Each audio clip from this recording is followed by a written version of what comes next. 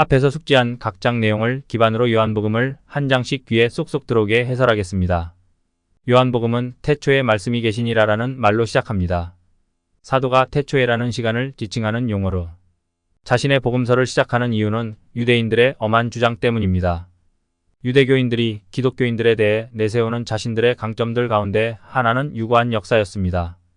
유대교는 수천 년을 이어온 종교인 반면 기독교는 고작 수십 년 전에 생긴 종교라는 것입니다. 종교 역사적인 면에서 보면 잽이 안 된다는 말입니다. 이에 대해 지금 요한은 예수님은 이미 태초에, 즉 영원 전부터 계셨던 분이라는 점을 지적함으로써 유대인들에게 반박하고 있는 것입니다. 태초에라고 하면 요한복음을 읽는 독자들은 태초에 하나님이 천지를 창조하시니라는 창세기 1장 1절을 자연스럽게 떠올릴 것입니다. 그런데 하나님이 들어갈 그 자리를 지금 말씀, 즉 예수님이 차지하고 있습니다. 이렇게 창조사역의 주체를 요한이 하나님 대신 말씀으로 대체한 것은 예수님이 이 땅에 오신 목적이 새 창조사역, 즉 구속사역을 하시기 위함임을 시사해 줍니다. 말씀은 신약 언어인 헬라어로 로고스인데 로고스는 요한복음의 독자들에게 너무나 친숙한 용어였습니다. 먼저 구약을 잘 아는 유대인들에게 하나님의 말씀은 창조와 계시와 구원의 수단이었습니다. 하나님께서는 말씀으로 세상을 창조하셨고 또 말씀을 통해서 이 세상에 자신을 드러내셨으며 말씀대로 살아가면 구원을 얻게 하셨습니다. 헬라 세계에 사는 독자들 또한 이 로고스라는 개념을 잘 알고 있었습니다. 헬라 철학의 근간인 플라톤 철학에서 로고스는 핵심 용어였습니다. 그들에게 로고스란 합리적인 생각과 그 생각의 외적 표현인 말을 뜻했는데 이 로고스는 유대인들과 동일하게 창조와 계시와 구원의 수단이었습니다. 그래서 유대인도 헬라인도 같이 잘 이해할 수 있는 개념을 동원해서 지금 요한은 예수님을 말씀으로 소개하고 있는 것입니다. 이어서 요한은 말씀이신 예수님이 성부 하나님과 친밀한 교제를 나누시는 하나님이라고 말함으로써 유대인들을 놀래킵니다. 이 선지하신 말씀 하나님께서는 창조의 일꾼으로 두 종류의 창조사역을 감당하셨습니다. 먼저 첫 창조사역에 동참하셨습니다. 이는 3절에 소개됩니다. 만물이 그로 말미암아 지은 바 되었으니 지은 것이 하나도 그가 없이는 된 것이 없느니라.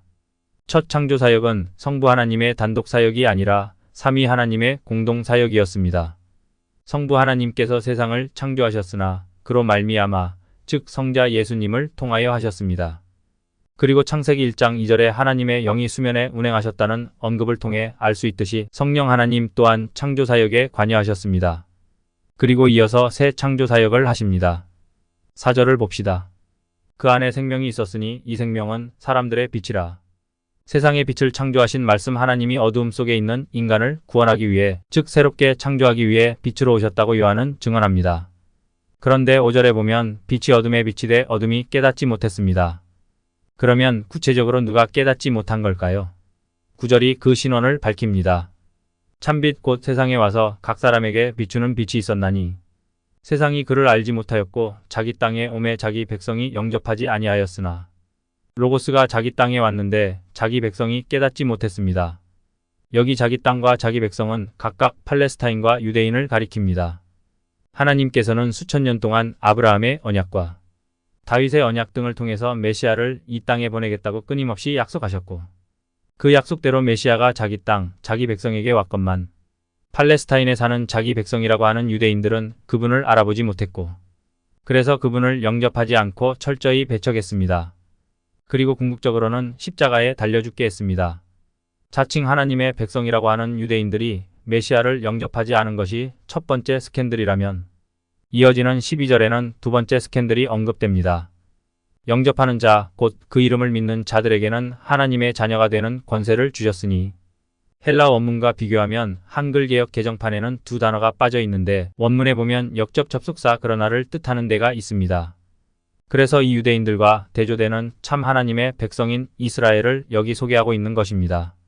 그리고 또 하나 생략된 단어는 누구든지란 뜻을 지닌 호소이입니다. 그래서 유대인의 입장에서 하나님의 자녀는 자기들인데 유대인이냐 아니냐와 관계없이 누구든지 예수님을 영접하기만 하면 하나님의 자녀가 될 수 있다는 것입니다. 이는 유대인의 입장에서는 엄청난 스캔들입니다. 여기 하나님의 자녀가 되는 방법으로 요한이 제시한 영접이란 가정에서 사용하는 언어로 손님을 집안에 모셔 극진히 대접하는 것을 의미합니다. 따라서 영접한다는 말은 예수님에 대한 어떤 사실들을 지적으로 받아들이는 것뿐 아니라 그분과 인격적으로 친밀하게 관계를 맺는 것을 뜻합니다. 이제 1장을 마무리하면서 간단히 핵심만 요약해 보겠습니다. 1장의 제목은 두 글자로 하면 말씀입니다. 그리고 1장의 키워드를 또 두 글자로 하면 영접입니다. 그러므로 이 둘을 하나로 묶어 말씀을 영접하라라는 한 문장을 기억하세요. 본장에서 요한이 말하고자 하는 요지가 말씀 하나님이신 예수님을 영접하는 것이 하나님의 자녀가 되는 유일한 방법이기 때문입니다.